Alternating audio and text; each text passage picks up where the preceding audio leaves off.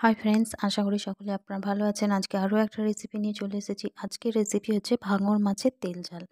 এখানে আমি মাছে নুন হলুদ মাখিয়ে নিয়েছি। মাছটা কিন্তু খুবই খেতে ভালো।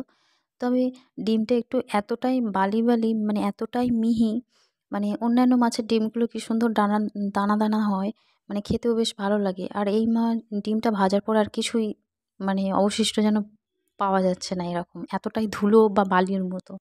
তো যাই হোক, আমি তেল গরম করে এবার তেলে মাছগুলো দিয়ে দিলাম।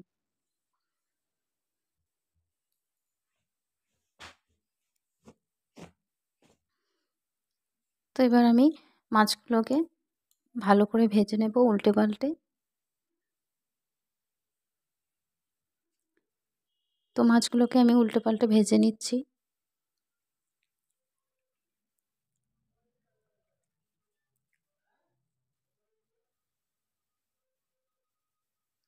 তো দেখুন, মাছ ভাজা হয়ে গেছে। এবার আমি তুলে নেব মাছগুলো। তো আবারও বাকি যে মাছগুলো ছিল সেগুলো আমি তেলে দিয়ে দিলাম। তো দেখুন, ভেজে নিয়েছি। এবার ওই তেলের মধ্যে আমি ডিমটা দিয়ে ভেজে নেব। তো দেখুন, ডিমটা পুরো একেবারে বালি বালি, এতটাই মিহি। তো যাই হোক, তেল দিয়ে দিলাম আবারও। আদা রসুন জিরে বাটা আর সর্ষে বাটা তেলের মধ্যে দিয়ে দিলাম।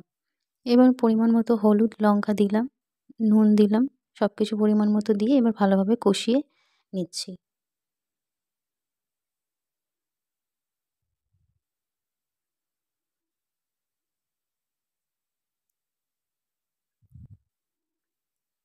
তো মশলা কষানো রেডি। এবার আমি পরিমাণ অনুযায়ী জল দিয়ে দিলাম।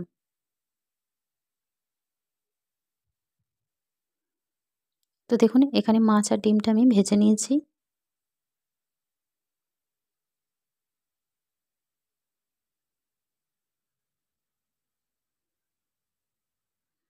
তো ঝাল পড়তে শুরু করেছে। এবার আমি ঝালের মধ্যে মাছগুলো দিয়ে দিলাম।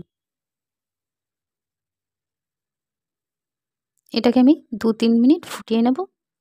তো দেখুন, ফিরে এলাম ২-৩ মিনিট পর। মাছের ঝাল সম্পূর্ণভাবে রেডি। এবার এটা জাস্ট নামিয়ে নেব। দেখুন কতটা সুন্দর হয়েছে।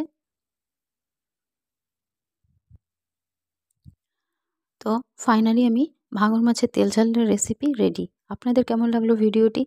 যদি ভিডিওটি ভালো লেগে থাকে অবশ্যই চ্যানেলটিকে সাবস্ক্রাইব করবেন, সাথে লাইক, কমেন্ট, শেয়ার করবেন। Thank you.